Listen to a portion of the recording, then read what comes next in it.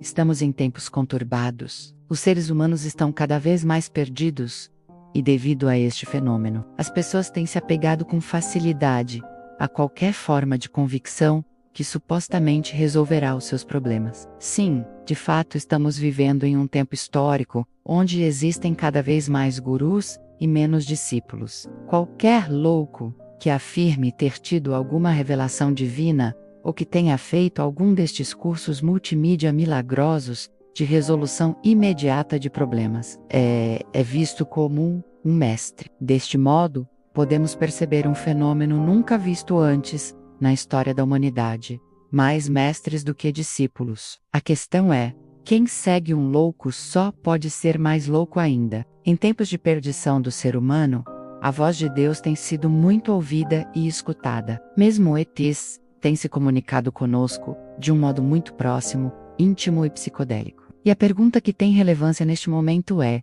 será que existe algo que possa explicar este fenômeno da voz de Deus? E por que Deus tem falado com as piores pessoas na maioria das vezes? Nem sempre é Deus quem fala com você.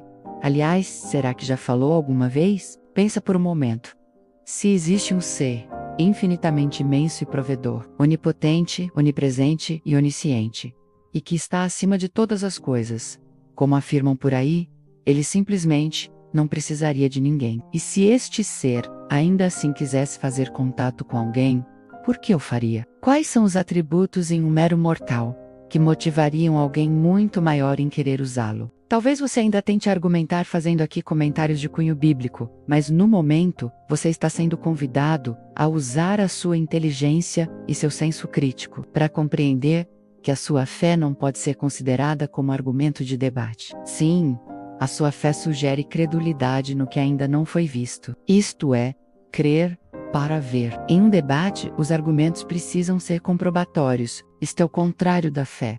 Isto é ver para crer. Perceba que existe uma imensa distância. Em um debate, você não pode esperar que o outro perceba o que somente a sua fé percebe. Sendo assim, talvez a voz que você ouve não seja de Deus. Aliás, existe uma grande chance de que não seja. Aliás, a possibilidade de que a voz que você ouve seja a sua própria voz é grande. Seus medos, seus anseios, seus traumas, seus fracassos, suas necessidades e seus desejos são ótimos fatores condicionantes para que sua mente inconsciente crie representações para as mais prováveis manifestações. Carl Gustav Jung tinha conceitos e fundamentos bastante fortes para complementar esta teoria das personalidades dentro de cada um. Para assumir a culpa pelos seus fracassos, sua mente pode ter criado uma voz divina dentro de você. Assim, você não precisa lidar com seus limites, incapacidades, fracassos e impotências.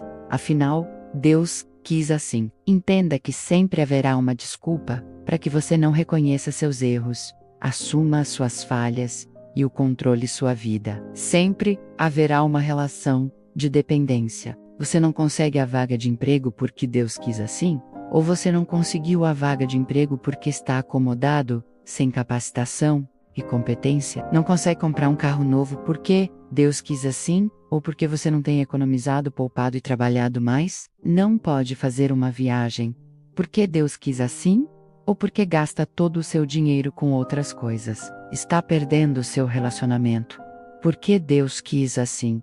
Ou porque você tem negligenciado no cuidado com seu companheiro ou companheira, está enfiado em dívidas porque Deus quis assim, ou porque gasta mais do que ganha? Escolha a sua postura. Este é um ótimo termômetro para definir quem você é: autor da sua história ou um boneco ouvindo a voz de Deus? Temos muitas personalidades morando dentro de nós. Nossa mente inconsciente cria sempre uma representação para tudo o que não fica resolvido. Um trauma, uma ferida, um momento ruim, uma tristeza, uma aflição, e tudo aquilo que deixamos para trás sem solução e esclarecimentos, são ótimos candidatos a serem promovidos como personalidades interiores. Estas representações têm cada vez mais voz ativa, a partir do momento em que entram em contato emocional com a causa de sua existência. Muitas destas vozes serão conhecidas por você como Deus, mas não passam de manifestações interiores dos seus desequilíbrios mentais. Imagine uma criança que cresce apanhando muito da mãe. Com o tempo, mais provável é que ela desenvolva uma imagem negativa do feminino, ou seja, todas as mulheres são más. Na sua fase adulta, provavelmente terá todas as suas construções comportamentais, de caráter e personalidade a respeito do feminino, voltados para o negativo. Deste modo, todos os setores da sua vida serão pautados com base nesta estrutura mental onde o feminino não é bom. Família, trabalho, religião, amigos, estudos, finanças, etc. Tudo ao redor terá uma contribuição mental da imagem feita anteriormente do feminino. Nem sempre é Deus quem fala com você. Outro fenômeno que tem crescido bastante nos tempos atuais é a influência que seres extraterrestres têm tido sobre os ouvidos atentos de alguns mortais terráqueos. A maioria das pessoas não consegue entender, nem ao menos, o que dizem ao seu redor com clareza e literalidade. Que dirá ouvir e compreender o que seres supostamente muito mais evoluídos comunicam? Você precisa concordar comigo.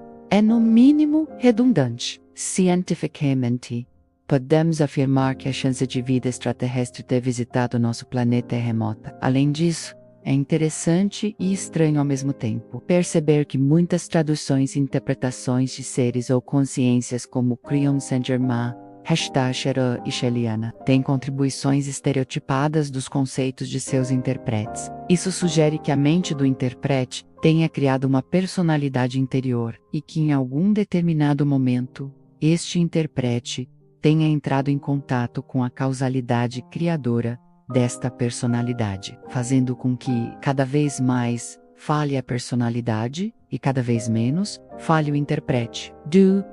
Da forma, compreenda que é a mesma pessoa. Quem fala e quem interpreta é a mesma pessoa. Stephen Amino sugere uma fuga do intérprete, afinal, ele interage com os traumas geradores da personalidade e, para evitar maiores rusgas, dá voz à personalidade. Tomar o controle significaria ter que resolver o trauma, e isso pode ser tudo o que o intérprete não deseja. Afinal, causa dor voltar ao passado que fere, machuca, revolta, agride, destrói e oprime. Nem sempre é Deus quem fala com você. Pense nisso da próxima vez que se propor a ouvir quem fala em nome de Deus.